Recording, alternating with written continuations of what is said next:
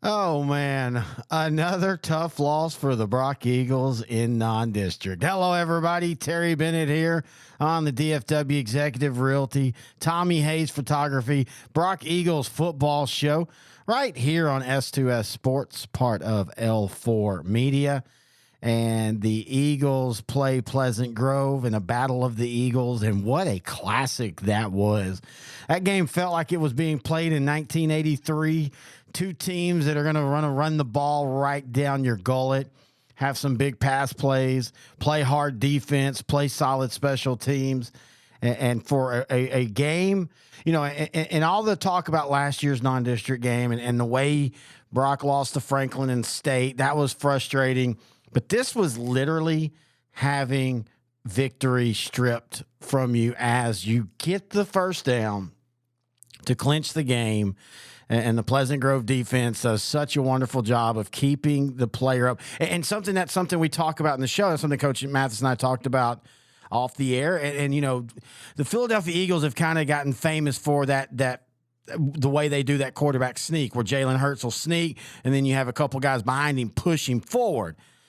The problem is defenses are countering that, and as Coach Mathis says, they do the same thing with their defense. Don't let him go down. Hold him up, strip the ball, force the officials to blow the play dead. And on this night, it went against Brock. It was a great play by the defense. And then for Pleasant Grove to then be able to drive down the field and get the touchdown to win 10-7. I know we said it a lot last year, but it also all proved to be right. This is the games. These are the moments where you learn as a team. As I texted Coach Mathis after the game, the pain is now for the glory in December. And at the end of the day, it's about winning that state championship. And this is a game that will get you closer to that goal. And it was just a great game as well. And they've got another great game this week, as the Brock Eagles will be at home for the first time in 2023 to take on a Wichita Falls Hershey team that beat Clint last week 34-0. Not quite as good of a Husky team, in my opinion, as last year, but still a pretty deep team, a pretty athletic team. And they got a quarterback that's very, very athletic, if not sometimes a little erratic. But this will be another good matchup for the Eagles, and we're here to talk about that with the head coach of Brock, Coach Billy Mathis. Before we do that, we want to thank our sponsors. First off, Eddie Washington, DFWExecutiveRealty.com. You can also call him, 817-680-9134. You can email him, edwash1@msn.com. If you have any realty needs on the Fort Worth side of DFW, Eddie is your guy. He'll take care of you. Go to their website. They have property search. They have featured properties. They have a way that you can look up listings by zip code, by city. They have it all. DFW Executive Realty. Also, I want to thank Tommy Hayes Photography. Find them online at TommyHayesPhotography.com. In fact, he's given me He's given me permission to use that wonderful pic he took of the Brock Eagles coming out of the blow up last week. That's going to be the new Brock Eagle football show picture. When you go to the site, you see a Brock picture. I was using like last year's, or I think it might have been 2 years ago. But he shot a great one, and I love the look of the uniforms this year. It looks like and again, this is by the photography. I know filters and all, but it looks a little bit more of a what I call a faded blue and a faded gold, and I really, really like that look for the Brock Eagles. So I do appreciate him for letting me use that. Of course, he's also the guy that put together the media guide with all the great pictures. He does great action photos. He does portraits. He'll even mentor young photographers. That's how awesome he is, and that's just him. Tommy is one of the nicest guys when dealing with. We get to see him a couple times each year, Grant Goodwin and I. And we just absolutely love talking Brock, talking all of his photography trips, like when he goes to Alaska and all that kind of fun stuff. And it's just a blast hanging out with him. And we appreciate him and Eddie. Hey, the last few years, this show has been sponsored up 5-6 ads. This year, it didn't work out that way. We're still looking for sponsors. So please, if you want to be a sponsor of this Brock Eagle Coaches Show, please let me know. Email me, Terry at s2ssport.com. But Eddie and Tommy, they've been there almost year one. And in fact, pretty sure they were there. I think it was 2016 when we started. I always forget when I started this Brock show back then, of course, with Chad Worrell. It was either 2016 or 2017. And we're going strong there. And we've continued it with Billy Mathis. And I've enjoyed interviewing him, consider him a good, close friend. One of my good coaching buddies. He's a fun guy to talk to. And I saw that frustration when our L4, Tish Lee, interviewed him after the game. I know that face. I saw it where, he's one of the most positive people in the world, but there are moments when you can catch it. And there was a moment where he was just like, what else do we have to do against a team like Pleasant Grove? But that's iron sharpens iron, as they always say. All right, we're going to take a break, and we're going to hear what Coach Mathis has to say about that Pleasant Grove loss and the Wichita Falls Hershey game coming up here in week 2 of the season. And we'll do all that right here on the Tommy Hayes Photography, DFW Executive Realty Brock Football Show on S2S Sports, part of L4. Here at L4 Media, we talk high school football, 4A, 3A, and 2A in Texas. We talk East Texas sports. We talk NFL, guy talk, movie and booze. We also talk wrestling and so much more. And you can see it all on our YouTube channel at L4 Media Company. Like and subscribe.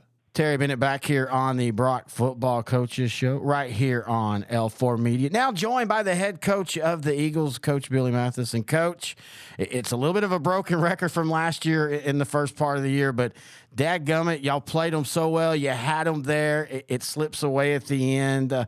Your thoughts on the game?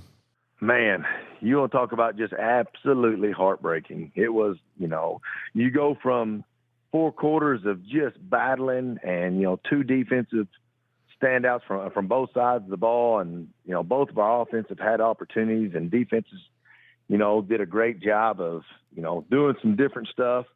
Really for us, no practice or no scrimmage could have replicated the speed of their defense and the speed of the game. And man, they gave us some problems there. And it was a tough game, and for it to end the way it ended, right, from going from, quarterback sneak to the first down to where we're about to kneel it, and then all of a sudden the ball gets stripped out, and then they go down the field and score the way they scored so fast.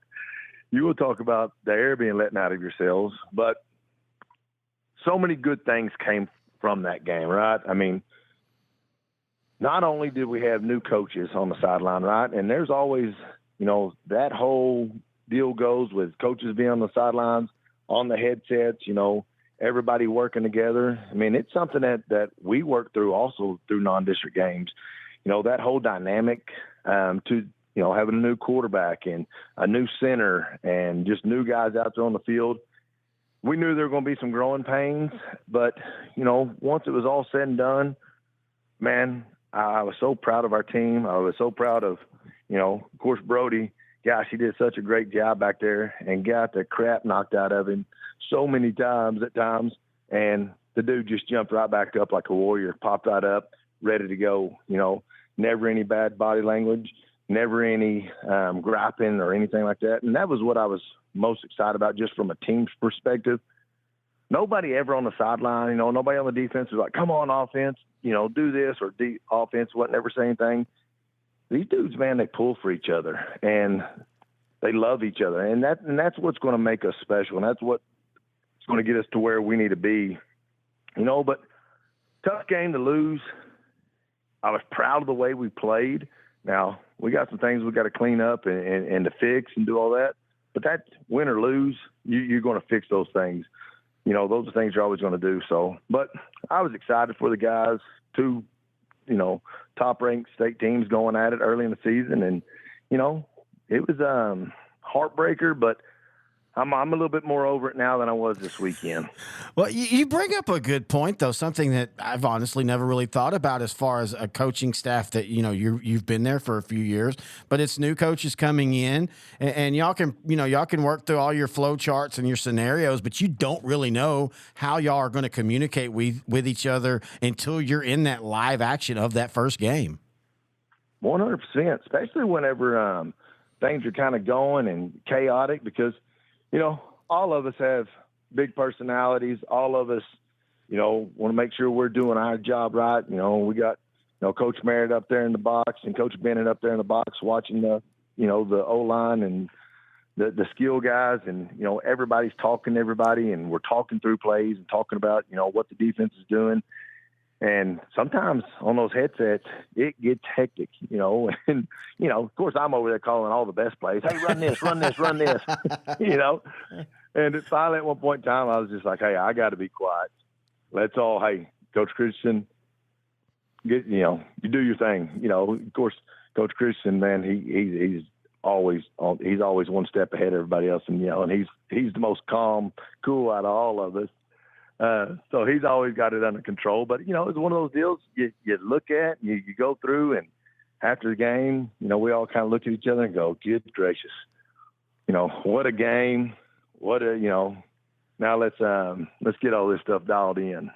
Well, you bring up the offense, and I know it's real easy to say, "Oh man, they struggled," but if you don't realize Pleasant Grove has not one of the best defenses in 4A, they have one of the best defenses in all of Texas this year. They've got D1 commits across that line. They've got D1 commits that are sophomores now that'll be getting offers in a couple of years. Your offense, you're not going to really get a chance to see your offense, in my opinion, till this week, just because of how good your opponent was last week. Yeah, they were very, very talented, and they did a great job scheme-wise and some of the stuff. And really and truly, our offense did great. We moved the ball. There were times when we got overloaded and, blew an assignment, and, those type of things happen, And there's a difference between when you blow an assignment against a D1 guy than, a quote-unquote just regular guy, just a regular high school football player. When you blow assignments against two D1 football players, they make you pay really fast. So, the speed and the way that they play, there's a reason that they're being recruited by Division I football teams. Well, yeah. I mean, you said it best right there. That's why they're being recruited by D1 teams. I saw the Artish Lee interviewed you after the game, and I've got to know you pretty good. And I did see in your face, though, it was kind of the when are we going to get the break in these type of games moment in your face. I just look into the kid's eyes, and you just feel as a coach that you let them down, that we didn't do a good enough job preparing them. Even as much work we put in, as the practice we put in, the film stuff we put in. When things like that happen, you just feel like you let your boys down and didn't do a good enough job preparing them for the game. And it hurts, man. This isn't just a football game. You know that. I mean, this is life. This is what these boys, they go and do all this work and give you their heart and soul every day. And all you want to do is make sure that, you give them the best chance to go win. And, we didn't do that as a coaching staff. And gosh almighty, man, it hurts. But, our boys are resilient and they're tough, and so are our coaches. And, we're going to shake it off, and we're going to get ready for Hershey this week. Yeah, let's talk about the Huskies. They're 1-0, of course. Last year, another great game, 37-30. Now, they do lose a lot of their offensive stars from last year, that Amarian Peterson and Jamarian Carroll, but they have a lot coming back offensively with their quarterback, and they also have a pretty good athletic defense coming back. Oh, their defense is as athletic as anybody around, and just big and strong, well coached, and their quarterback, he's one of those guys that if you miss, he can go 90 on you. If you don't cover guys tight, he's good enough. He throws them in small windows. He's really got an electric arm, and man, he will fire that ball 35, 40 yards down the field on a one ball, just, right through the middle of everybody. So he has no fear in his skill set. I mean, he'll be running out of bounds, jump up and throw it back across the field and put it on the money. So he makes their offense go, and their defense is solid and stout, and they get the ball back to him, and he goes and does his thing. Well, you talk about how I like the way you said that he has no fear, but you can take advantage of that getting with your aggressive defense. You go from a team in Pleasant Grove that's kind of like y'all, hey, they want to minimize the mistakes, to a team in Hershey who they'll take the big plays, but they'll also take the mistakes too, and that's where y'all can get your defense in on them. Yeah, we're hoping we're able to capitalize on some of that and, get some turnovers, go up there. Their offensive line is big and athletic, so we're going to have the same strategy that we had last week. Can't let the quarterback get loose and get out there. And, especially when you got guys dropping back and you let a fast quarterback get out of the pocket and you don't contain him, it's going to be a 20-yard pickup at the minimum. So we've got to do a great job of containing him and making him put some pressure on him, make him throw a bad pass, an ill-advised pass to where we can get an interception or, go get a turnover or two, give it back to the offense and, let them go down the score. And I think if we can go down there, if we can minimize their big plays, it's going to make them want to, get impatient at times. Yeah. And I think we can capitalize on that. So I have to ask, after a game like that, and it's not just the loss. It's like you said, it's the way you lost. My co-host kind of jokingly said, Brock just lost how Dallas Cowboys usually lose, just in a weird way. How has practice been this week? Have they bounced back from that? No, practice has been great. The weather's been cooler, but, they remember, and we talked about it Monday morning when we came in for weights. I asked them, what motivates them to go be great today? And it's that loss. It's that feeling, terrible, terrible feeling that you have after a game when you're sitting there and the other team's cheering and they're so excited and you just gave one away. It's a bad feeling, and it's a feeling you don't want to have. That's what's motivated them to come out, stay focused, stay ready, and come out, hit the weight room hard and go out there on the practice field and just absolutely get after it. So practice has been physical. It's been fast. It's been very up tempo, but the kids have been alive and they're excited. So they're excited to come play a home game early this year. And it's going to be a battle again. There's no doubt in my mind. Hershey is a very fine football team, very well coached, but our guys are going to be ready.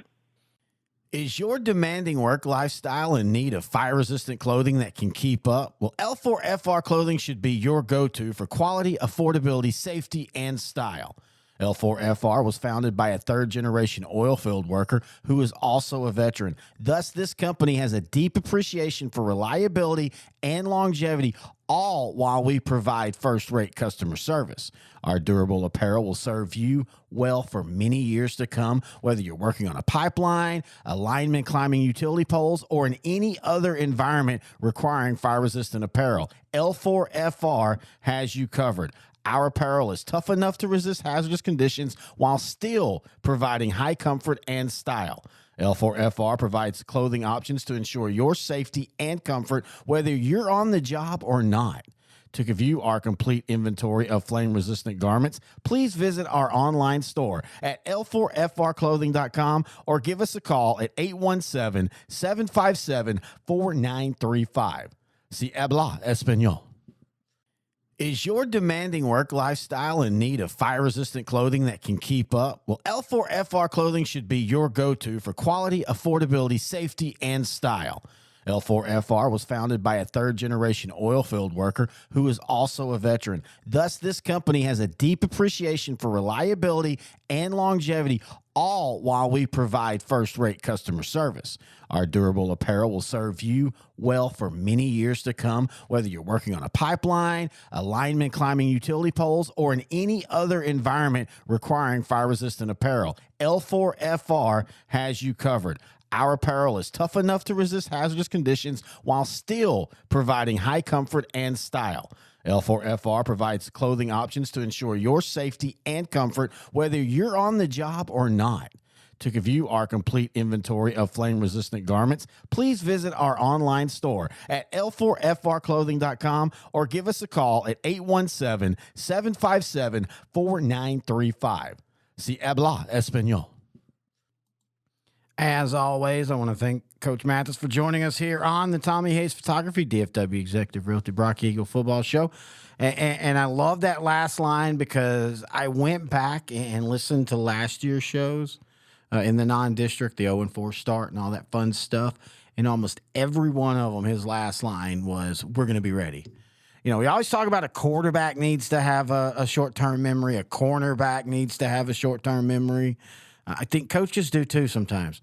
And the great ones always do. And the great ones can be 0-10, but in their mind, they're going to win the next 10, no matter what. And that's that. Again, we go back to the Brock, you know, what makes Brock Brock? And that's part of it. It's that mentality that no matter who you play, no matter what you did last week, no matter what you did last play, from this point on, we're going to win. And if we don't win the next play, well, then from that next point on, we're going to win. And that's the way great teams – culture has been a big theme this week. Every week, and sometimes I look for it, and sometimes they just happen naturally.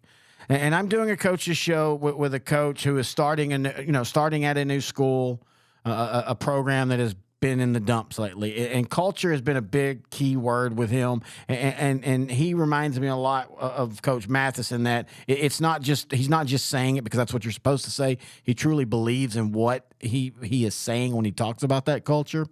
But culture is, and it might have been like this forever. And maybe it's just as you get older, you notice it more. But to me, culture is so important. And as we were talking on that other show, culture begats winning, not winning begats culture. You don't win until the culture is there. The win is the end of the journey. The journey in of itself is building of the culture, building of the locker room, building of the environment, the atmosphere, the attitude. And Brock has that in spades. And so that's why you can not have fun, but you kind of just chuckle when you lose a game like this because Brock usually wins these games. But either way, great game, and so it gets you closer to that state championship goal. And again, at the end of the day, that's all that matters. We put that game to bed. Hershey, we'll talk about it next week right here on the Tommy Hayes Photography, DFW Executive Realty, Brock Eagle Football Show on S2S, part of L4 Media.